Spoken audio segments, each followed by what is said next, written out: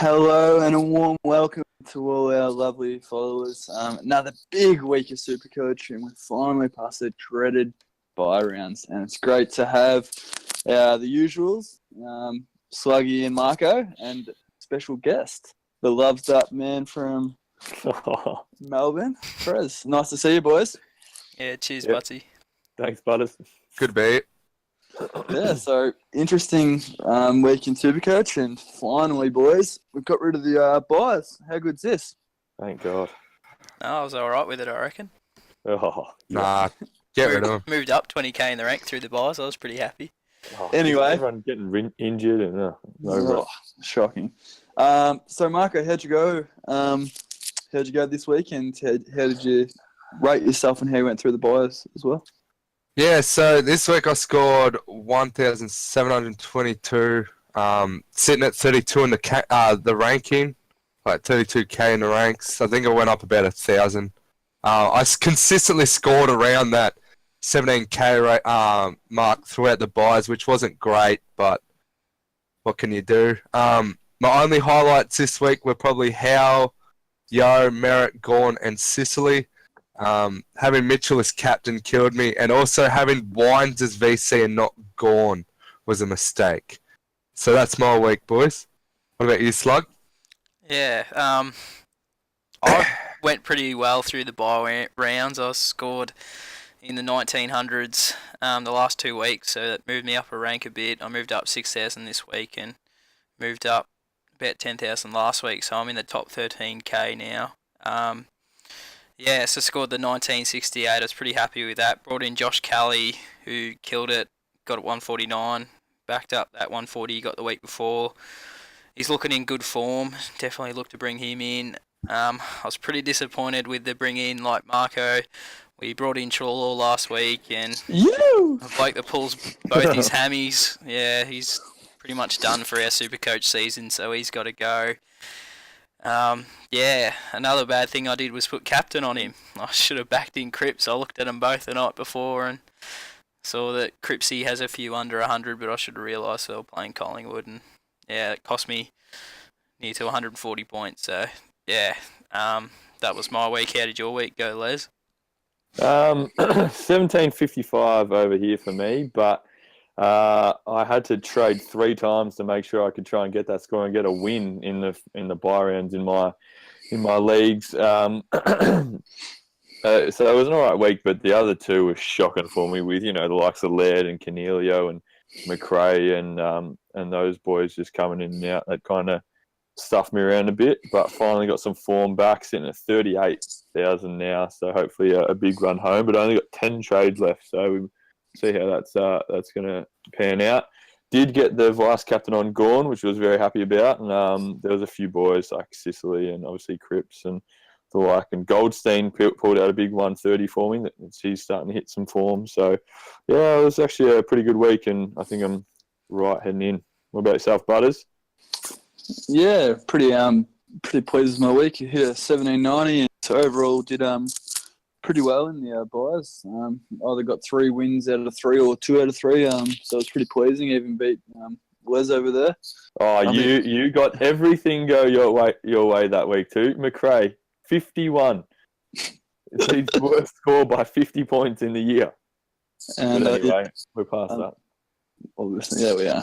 And I think Sluggy beat me in the buy rounds. No, I'm pretty sure I play you this week, don't I? Oh, did you beat me, Marco? No. No, you beat Marco, I reckon. I don't know what I happened. didn't play you at all in buy rounds, Butters. Anyway, but yeah, pretty pleased. Hit a pretty nice score. Went up rankings. I'm inside 100,000 now. I think I've got to 54 now, which is not too bad. Sicily, Cripper did real well, and Gorn, and yeah, the usuals did it again for me. Fisher and Petraka, which is a bit annoying. But something I'm real pleased about was Have you still got Petraka? I do. Oh my goodness. And something I'm pretty pleased about at the moment is 14 trades left. So doing real well in the trade department, and didn't have to trade last week. Had 2 easy league wins. So yeah, heading into this round with heaps of trades up my sleeve. Can trade twice every week now, and we'll still have plenty for finals. So I'm sitting really well. So yeah, pretty good week for me. So just going into Sluggy's discussion questions. You want to start us off, Slug? Yeah, not a problem. I'm just going to touch it up really short. Don't want to get too into these recaps now that we've got the four of us. Yeah, just that this week they finally decided not to do the possible Twilight Grand Final this week, and I'm sure you boys will be happy with that. That you traditionalists still got it at 2:30 p.m. and we'll be watching that Saturday on September the 29th. So, yeah. I didn't mind the idea of a Twilight game, but I didn't really have any issue with what it was currently, so it didn't really bother me. But you guys would be happy to hear that. 100%. Traditional all the way. Keep it how it is. Yeah. And what frustrates me is we're just these soccer flogs, and you're one of them, Sluggy, just always trying to just change things. Far out. Australian football is something that hasn't been touched for hundreds of years, and why we need to bother? It works. If you've been to the grand final, if you've seen the last 2 minutes of the Bulldogs grand final at 16, you'll know that our game is perfect. Do not touch it in any way, shape, or form. And I'm really glad, and hopefully they leave it like that for a few more years, because we know that it's going to be at the G for another 40 years. Shout out to all them Perth flogs. Yeah. Next thing you know, they'll change one thing, and we'll be playing up at the Gabba in the grand final in front of 10,000 GWS supporters. So, keep it the way it is. Yeah, no, I agree. Yeah, fair enough, boys. That's everything from me. I'll have a go. So the big news we heard today was Jordan De Goey, the bad boy from Collingwood, got Get out of it. offered $5 million over 5 years to North Melbourne. That's what they've offered him, and they've agreed. They've said that was true.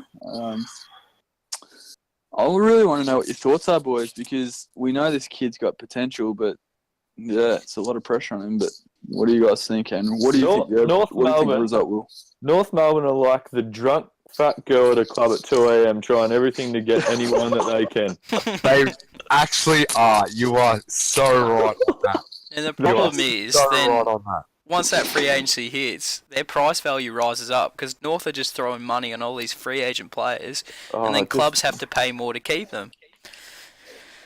I'm a Collingwood supporter, so I don't want to see him go. He's a young, talented player that's, we've stuck through him throughout all of his indiscretions. I don't want to see him go. What did he do wrong?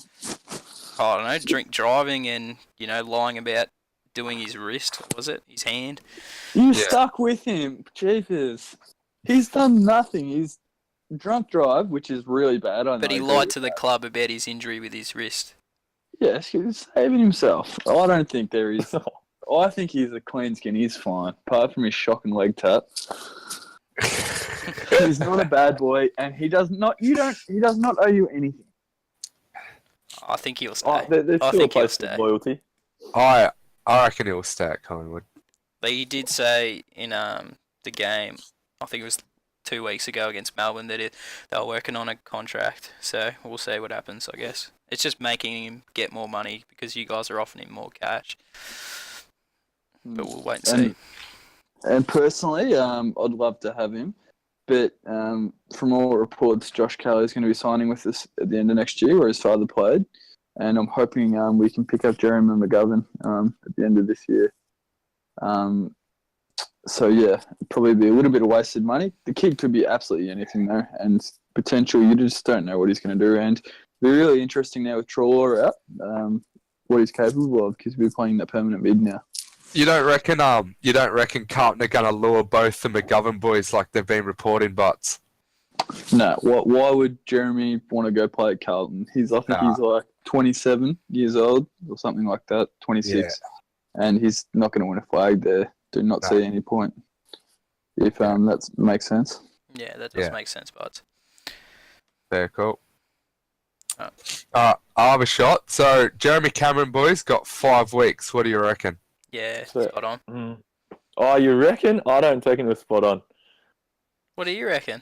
Go on. I think that there was there was definitely contact to the head. I didn't think there was much malice in it. I thought he's closed his eyes and seen a bloke coming at him, and he's put his elbow up to kind of defend him. He definitely should have got weeks for it, but I'm not sure if 5. I think 5 is a bit excessive.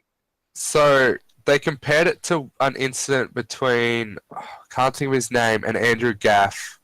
The What's his Port name? Adelaide key backman. Yep. They compared it to that one, and he got 6 weeks, but his was way more intentional. So I kind of agree. My thoughts would have been 4. That's I what think I 5's guess coming in. Bit too much, but yeah, I would have said 4. I thought around 3, but like a few people have said this to me. I've raised a point a few times, but he's got a pretty bad record, doesn't he? And yeah, his He record does. doesn't help him at all. Yeah. I don't know. I'm completely with Les. I actually thought 3, and it just got blown over the top. And yes, we do feel for the poor fella. He's an absolute gun footballer, and if I think it was someone else, I reckon it actually would have changed it by a week because everyone loves this. Harris Andrews is going to be an absolute gun. But I was disappointed because 5 weeks traditionally, Thomas Bug got 6 weeks for what he did to last year, what he did to that Sydney player, and he intentionally, Callum Mills, he intentionally punched him in the face and knocked him out cold. That's a good call. And you can't tell me that's 1 week difference between that. No, I agree. He was attacking the ball. He was going flat chat, and he saw someone at the corner of his eye. Did he mean to probably hurt him? Probably agree with you, but jeepers, come on! It's not. It was not blatant 5. 3 weeks for what he did, 1 week for his record. So I reckon it should have been 4. Yeah. Well, then I'll jump in there. Just going through the last few years, we've got, just to name 3, Brisbane, Gold Coast and Carlton are just 3 teams that cannot pick themselves up off the bottom of the ladder. Is the talent pool in the AFL too diluted now? Are we seeing that they're just not able to get enough talent of these clubs because there isn't enough to go around? Yes, I guess there isn't enough talent. Because if you look at the drafts, like clubs back in the day before there was 18 teams, like when there was only 16, they recovered kind of quickly from like their problems, but now they seem to, with these 2 clubs, and I know they've taken a lot of picks from those other clubs, maybe it might over the time actually just work itself out again. But at this current state, I reckon you're right, Les. I reckon it could be that the talent pool's too stretched. Yeah, and it might even be that there's just too much that focus on, a Victoria and not actually broadening out to trying to get players, especially from those New South Wales and Queensland regions. Like they put teams in there, but they're still not getting the juniors coming through to help with that talent pool that they need. I think. Yeah, and my big point is I think that this equalisation stuff, free agency has absolutely screwed the AFL. Because the big players want to go to the big teams now and are allowed to do it. And they can do it on easily. And you see it in the NBA, and you see it in the NFL as well. You've got teams that are never going to be good because people don't want to play there, and it's so easy for their best players just to go chase a flag and some easy money at another club. And that's why we see Gold Coast will be out of the league in 10 years. Sure. Because they've got the way the AFL's set up. Look at Carlton as well. They're never going to attract anyone because everyone knows that they're that far off a flag. See, Carlton will attract more people because of their history than, say, a Gold Coast or a Brisbane. That's right. I agree with that. But look at Mark Murphy. Mark Murphy can leave tomorrow just because, just for a bit of money and a premiership chance. And I don't like that. I like loyalty, and I think that the free agency has really stuffed up some clubs because the whole point of free agency was that we want all the clubs equal at the same time. That was never going to happen. And what was wrong with having teams that were bottoming out and then rebuilding and going again? And we continually saw that. And that really, there was a big thing. But you look at your Sydneys now, your Hawthorns now, they never drop off. And we are sick, and we're so pleased about Richmond and Western Bulldogs that they won the flags, because apart from that, only 3 teams won it for 7 or 8 years, wasn't it? Yeah, and it's the big thing with those 3 teams, I reckon, Geelong, Sydney and Hawthorn. What they're better at anyone else than is picking up that mid-range player and another team and going, we're going to make you an A-grader. Like, say, Tom Mitchell Hawthorn picking up Tom Mitchell from Sydney. He was an in-and-out player in their midfield. He's an A-grader there now. Like, there's a bunch of examples you could go through, and they're just better at it than anyone else. And then you've got clubs struggling to even find players in the draft. Then I don't know exactly how many players there are, but Sydney now have that many players off the rookie list that are sitting at that 150 game mark now. That is just ridiculous. I think it's like 9 or 10 players, and one of them being Jake Lloyd and another one being Heath Grundy, that they've elevated from the rookie list and they've actually turned them into stars. So the top clubs do know what they're doing, but the free agency, what it's done is it's drawn players like Tom Mitchell. Tom Mitchell is a huge, not Tom Mitchell, Tom Lynch at the moment is a huge example of this. Everyone wants him coming back to Victoria, but the AFL is trying so hard to keep him in the Gold Coast because they don't want to lose that big player at that club. Once he goes, who do they have? They've got no one. yeah, they already lost Ablett and whatnot. They'll be absolute rubble, and they already are even more. Yeah. Anyway, move on from that. Good point. Do we want to move on? Yep. That's So Anthony and I made a SuperCoach All-Australian team mid-year team. So we did it up to round 12. So after probably nearly every team had played either 11 or 12 games. So some notable people that didn't make it were Tom McDonald hadn't played enough games to register. There might be a couple, and you guys might want to point them out if you think. So we did our back line. So this is the SuperCoach All-Australian. So who would pick in our All-Australian team SuperCoach-wise? It kind of works as the same structure as an actual AFL, one with your key back and your key forwards as well. Not just, yeah.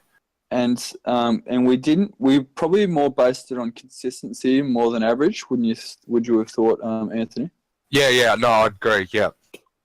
So who you'd rely on in that position? So we started off in the back line, in the full back line, with Cade Simpson, Alex Rance, and Jake Lloyd.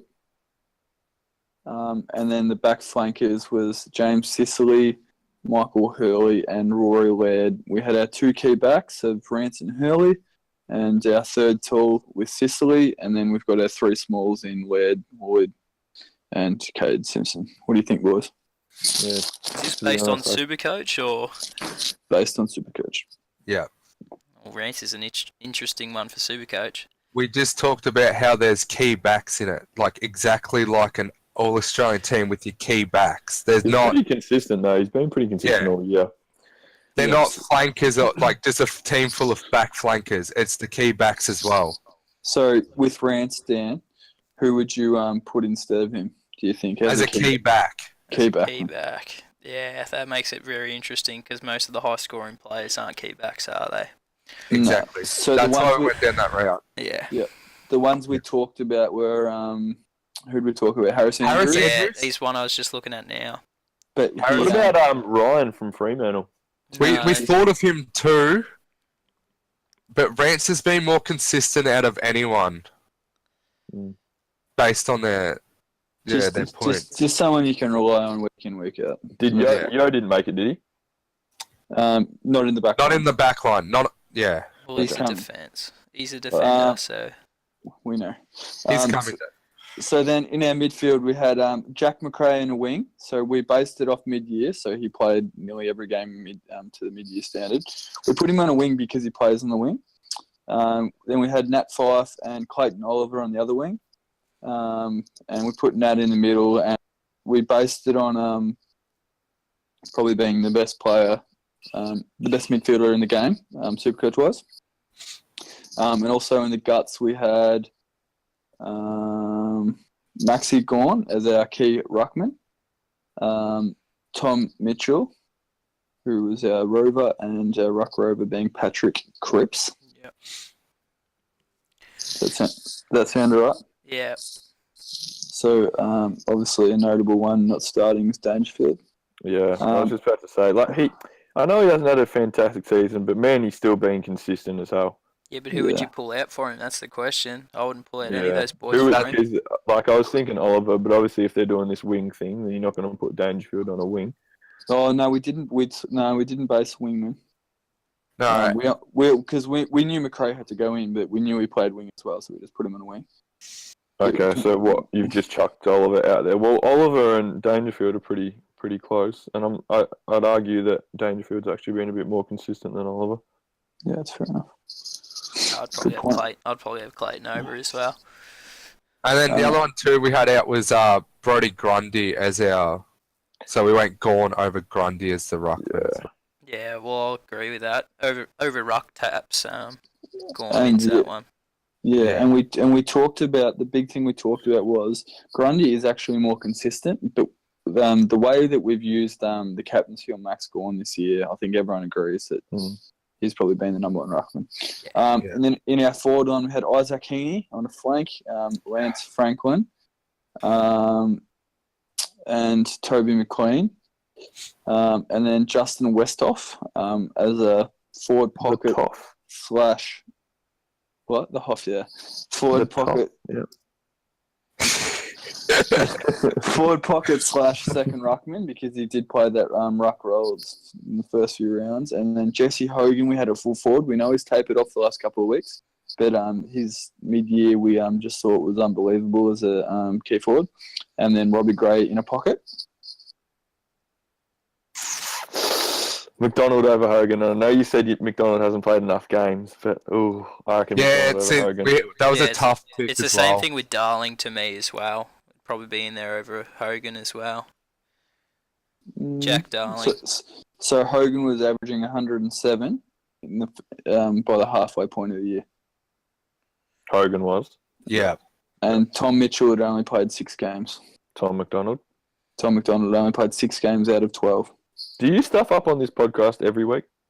Yeah, it's actually first time he's actually been doing it. Yeah. Yeah. So they were the ones, and then on the bench we had Elliot Yeo, Mr. Consistency, apart from that one game 27. Ed Kerno. Now this is a real surprising one, and I was really pleased to put him on because he's had a good year. He's been hitting between 100 and 120 all year, and has kept that 110 average. Patrick Dangerfield, and then finished off the team with Andrew Gaff. Yeah, it's a pretty good bench, to be honest. I don't like the Ed Kerno, but I like the Ed Kerno. I've been looking at him all year, wanting to get in my team, but he just lacks that star power for me. But yeah, I've been in the same boat, Les. Been in the same boat. I brought in Lockie Neal over him. Yeah, it's no still way a good pick, but I'm going Ed. Why not? Why not though? He's just not a consistent primo. I don't trust him in the Carlton side. How do you say he's not consistent? But every single person has he been better than Lockie Neal in recent years? Yeah, but you can't say he's not consistent. This year is Mr. Consistency. He's actually when have you ever had him in SuperCoach? Exactly. Who has McLean here? Has anyone had McLean? Yeah. Who's ever had McLean? Exactly. Who's ever had McLean? He's different. He's a forward. You can't use that argument though. You generally have the same kind of ones year in. But he's averaged 110 all year. Like he started the season with a 95 and 148, and has averaged 110 since. How's his last few weeks been? But we don't count them. You don't count the last 2 weeks because we said the midway point of the year, which was round 12. The last 2 weeks. I thought we were talking about just in general now. It's all good, boys. 95, 92. So, no, I'm arguing he would have averaged 114 mid-year. Yeah, he had a good start of the year. Most of his scores that were over 100 were high hundreds, and then he had a few 80s and 90s. The other surprise player that we left off was Adam Treloar, but we picked Andrew Gaff and Ed Kerno over him just for that consistency factor. Yeah, that's a good call. Yeah. Adam Treloar had one under 100. He's had more than one under 100. Oh, he's had 2 now. 3. Probably. 3. Yeah. Nah, I like your All-Australian side, to be honest, boys. Cheers. Okay, so moving on. So we'll have a look at that at the end of the year and let everyone know who's in and who's out of that Compare team. the pair. Josh Kelly will slide in there, I reckon. Oh, you reckon he's only going to play like 10 games of the year? I'll make it a big call. Massive. Okay, cool. So we'll quickly go into trades in general. So what are you thinking about in each position? So if you want to start, Marco. Yeah, I'll start. So I'll do the back line this week, and one player I've noticed, and a lot of people have been actually sleeping on this bloke. He's averaging 98, but over his last 5 games, he's averaging over 110, and his last 3 have been 114. His last 6 scores have been 119, 112, 97, 115, 110, and 117. Do you know any boys? Do you have any idea who this is I'm talking about? Any of you boys? That's pretty good. No, so it's Jack Crisp from Collingwood. Yeah. Only 4% of teams have him, and this bloke is actually killing it at the moment. So I'm surprised that no one's actually really jumped on him as like that POD. So if you've got that last spot in your back line that you need to fill, he might be someone to look at, in my opinion. I think it's that same mentality that Daniel was going on about before. That we're all used to these premiums, like churning scores in every week, year in, year out. And so one of these guys pops up and we're like, I don't trust you. I don't care if you score. But looking at his scores, this bloke has been, ever since round 8, he's just been dominating. And it's sort of the same with Jack McRae. How long did it take for everyone to get on Jack McRae? It took exactly right. Yeah. 8 or 9 weeks. Yeah. So that's the only real backman I found this week, boys. No, the more savvy Supercoach players probably will pick that one up early, but I'm not having the year to try and pull them off. Yeah. That was a good one. Who's doing the midfield? That'd be me, boys. Yeah, that Jack Crisp flying under the radar in Supercoach. Good on that, Marco. Yeah, I was doing the midfielders this week.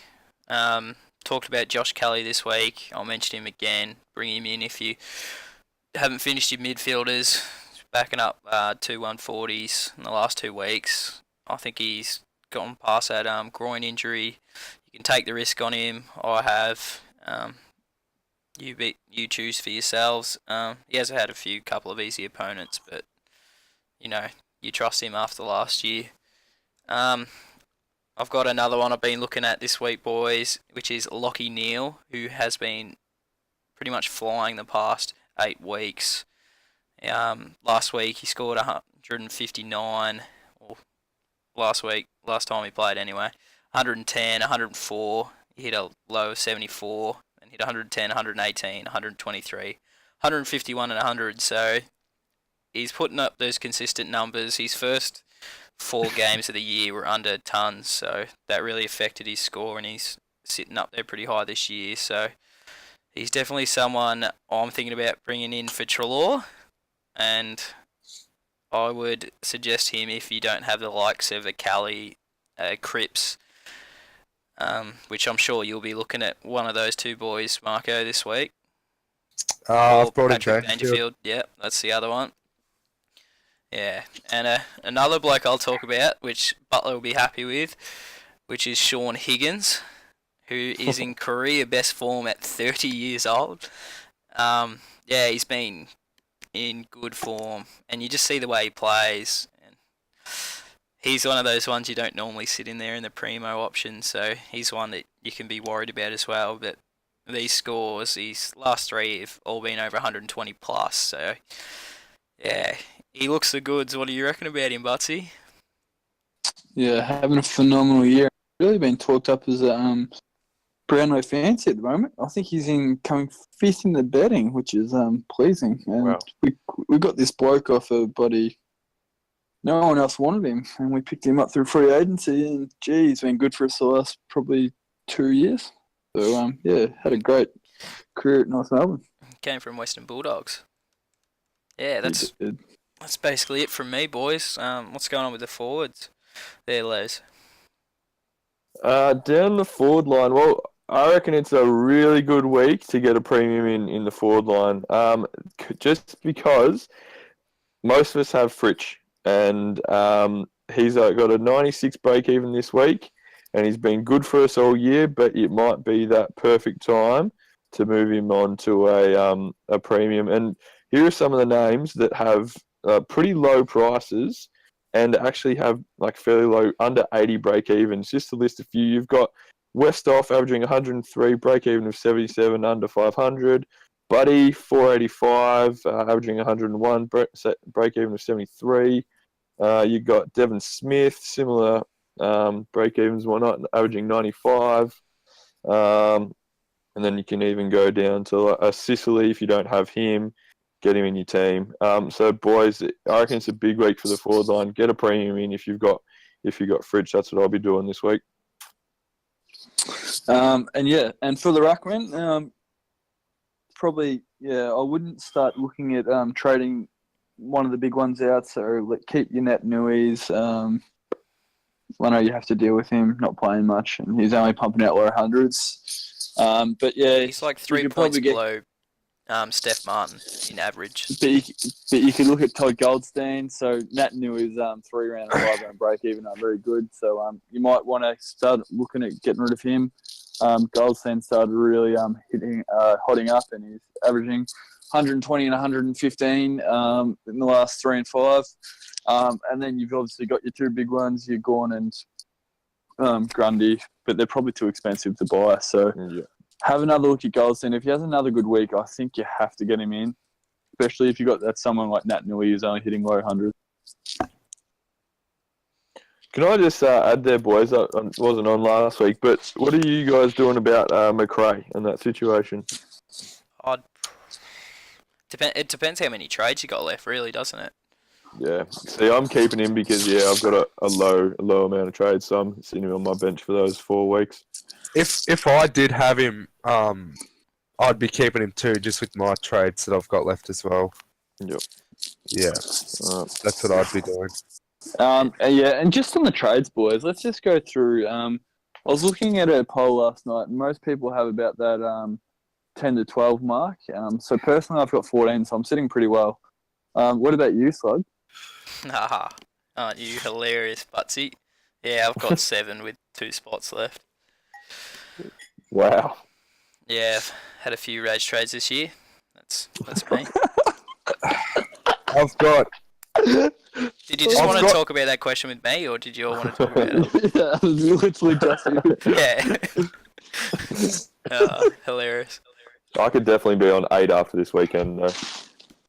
I've got 9 with 370 in the bank, so... Oh, cash money. Yeah. Fantastic. So rookie advice to anyone who's just starting out in SuperCoach: don't waste your trades. Anyway,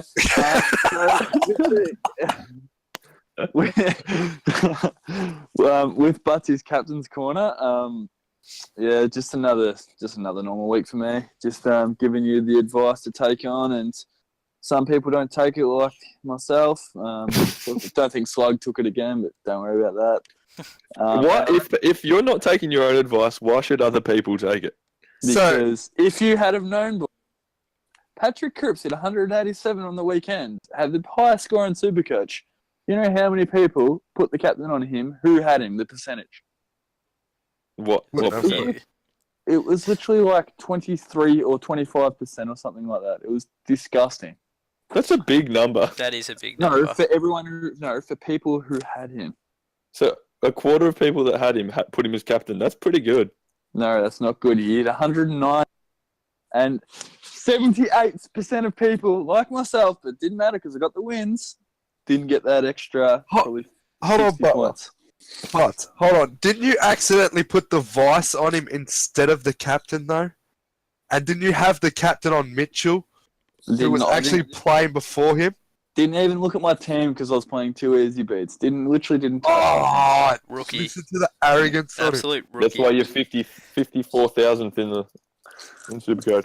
I'll win the flag. I'll win the flag like you usually do. Anyway. Yeah. So, yep. Obviously, another great week for me. In the Stop talking yourself up and just say the captains. in the captaincy rank. This is all the captain's corner is, Les. This is all it is. Yeah. So it'll be an interesting week for the captaincy corner, but someone who I'm really looking to have a big week is from Geelong, and it is Patrick Dangerfield playing the Western Bulldogs. We saw last week. Sean Higgins, same type of player, absolutely went hot, and they did not tag him. Even when he was dominating, still didn't tag him. So I'd look to chuck the vice captain on him. He's playing on Friday night. And then the other one, and I don't usually go the big names, but I will this week, and that's Max Gawn. Sorry, Ant. And he's playing St Kilda. They ripped. I don't even think they have a ruckman. Probably Michael Rowe or something like that. Don't even know who it is. Wow. And they play on Sunday at 1:10. So At the G? At the G. He's going to run rampant. Yep. Yeah. What about you, Marco? Yeah, so look, I don't know what Butsy's done, but he's gone and stole both me picks. But I will back up his Maxi Gorn pick with a few stats for that one. So there's a few ruckmen that have scored against St Kilda. So Sinclair 123, Nick Nat 129, big old Sandy Lands has scored 150 against him. Last time Melbourne played, Max Gawn scored 127, and big boy McAvoy scored 129. So I'd be putting the captain on Gorny. Otherwise, Fife is another good pick as your captain. What's going on with the feedback? Yeah, Butsy. Yeah, it's Butler. That Fife is another good pick as captain as they are playing Brisbane Lions. And Butler, stop moving your mic around, mate. He's eating too. Jeez. I'm not eating. I'm laying in bed. Anyway. Slug, what are your picks? Oh, you've all picked mine, boys. I had Gawn and Fifey set this week. Yeah, Fifey playing at Optus Stadium against Brisbane Lions. Pretty good pick because Brisbane only play good at Gabba, and he scored well there at Optus Stadium. Yeah, Gorny against Saints. Marco's already said it. That's all I can say. What have you done, Les? Oh, no one's going Crips again. No. No one's betting him to back it up. No, I don't know. Everyone said theirs. I might chuck it on that Michael Rowe bloke. It seems like a good football. In-house joke. Yeah. Oh, Jesus. That is funny. Okay, boys. Last agenda item for the night. Minute of Madness with young Les. A lot of things that happened in his life lately, and Here we go. hopefully some of them come out in the next minute. So I'll Do I start. have to tell the truth in this Minute of Madness? Sure do, mate. Of course you do. Sure do. Okay. And if I say stop the clock because I want something explained, you need to respond to that. Okay, off you go, Dan. I think you got number one. Yeah, I do. Les, what is the weirdest way you've asked a girl to go out with you? Stop. Has this got something to do with a fake ring, Butters? Yes. Explain. On bended knee with a ring that I got from the $2 shop. Gee, so you must have been like 9 or 10. Yeah, about that. How old were you? Yeah, about 10 plus. 16, 17. She say yes, mate. You are. Yeah, that was the. I think that was the fourth time that she said yes. Sure. Anyway, next question. You still married to her? No, God no. Have you worn makeup in the last week? Oh wow. Yep. Yeah, sure have. Anthony? Next question. Can you speak Croatian yet? Yeah, my girlfriend's trying to get me to take lessons. Not quite there yet. All right, I'll Do go you on want for me to say a little phrase for you, boys? Yeah, Go ahead. for it. Ne je više... wait. Ne je više volim te više nek ti voliš mene. Love it. What's it mean? It's for my ears only. Oh, Oh, not long. Alright. Dan? Yeah. All right, Les. Is arrogance a word that relates to you? I'll tell you a story here. My dad used to tell me that I was modest so many times in a sarcastic fashion that I used to think that modest meant vain. that's awesome. So yeah, maybe. And last but not least, is this the quickest you have fallen in love? She's a good girl, all right. She's a good girl. Funny. Well done, boys. Thanks for the episode. The potty, I really loved it. It was good fun this week. Thanks for being on, boys. Yeah. Thanks for Yeah. joining us again, Les. No worries, boys. Always a pleasure.